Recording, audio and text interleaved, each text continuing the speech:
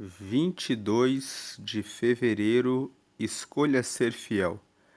Escolhi o caminho da fidelidade, decidi seguir as tuas ordenanças. Salmo 119, versículo 30.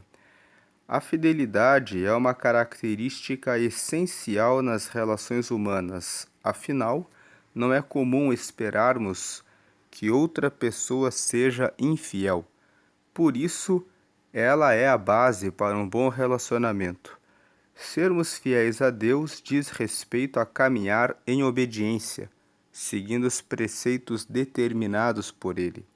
Ao agirmos com fidelidade para com Deus, encaminhamos nossa vida na direção dos propósitos que Ele estabeleceu para nós. Na vida, tenho aprendido que fidelidade e propósito andam lado a lado. Algo importante a saber é que nem sempre as coisas ocorrerão conforme o planejado, mas mesmo nesses momentos, mantenha-se fiel. Um exemplo disso foi quando fui chamado para ser pastor em uma cidade do interior de São Paulo. Fui até lá crendo que a partir daquele momento minha vida seria naquela cidade e que não mais voltaria à minha cidade natal. Mas meu período em Presidente Prudente foi mais curto do que eu imaginava. Pouco tempo depois, tive que voltar a Itajaí, completamente sem entender o que Deus estava fazendo. Mas me mantive fiel e obediente, e um novo capítulo foi inaugurado em minha história. As coisas aconteceram de forma diferente do que eu havia planejado. Mas os sonhos de Deus foram muito maiores e melhores. Não sei o que você tem enfrentado, mas sua fidelidade e obediência a Deus certamente colocarão você em um lugar onde jamais imaginou chegar.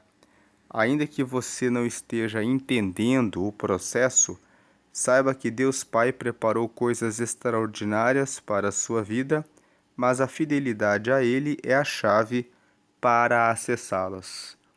Aqui na lateral do livro, a frase de hoje é: não desista, porque Deus não fez no seu tempo.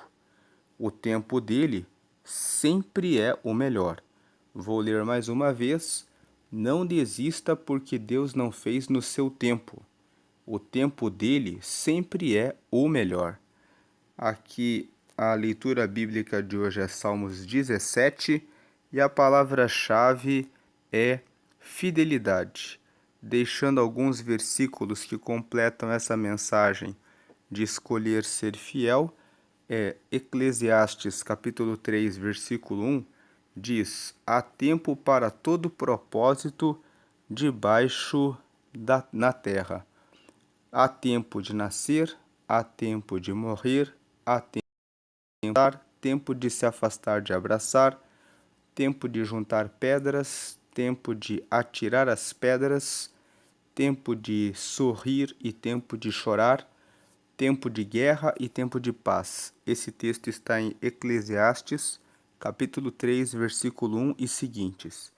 Então, Deus estabelece tempo para as coisas, assim como aconteceu com o pastor Júnior Rostirola, que é o autor do devocional Café com Deus Pai, que ficou apenas um período em Presidente Prudente e depois retornou para Itajaí, pensando que as coisas se dariam de uma certa forma, mas ocorreram de outra forma. Assim também acontece com a sua vida muitas vezes. Deus não realiza as coisas no tempo que nós esperamos, mas os planos dele são maiores e melhores. O texto de Isaías, capítulo 55, versículos 8 e 9, fala disso. Entrando aqui no texto, Isaías 55, no versículo 8, diz que: porque os meus pensamentos não são os vossos pensamentos, nem os vossos caminhos os meus caminhos, diz o Senhor. Versículo 9, porque assim como os céus são mais altos do que a terra, assim são os meus caminhos mais altos do que os vossos caminhos, e os meus pensamentos mais altos do que os vossos pensamentos.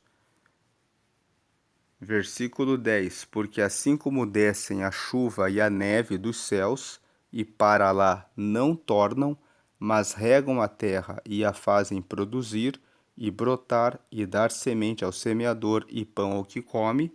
Verso 11: Assim será a palavra que sair da minha boca.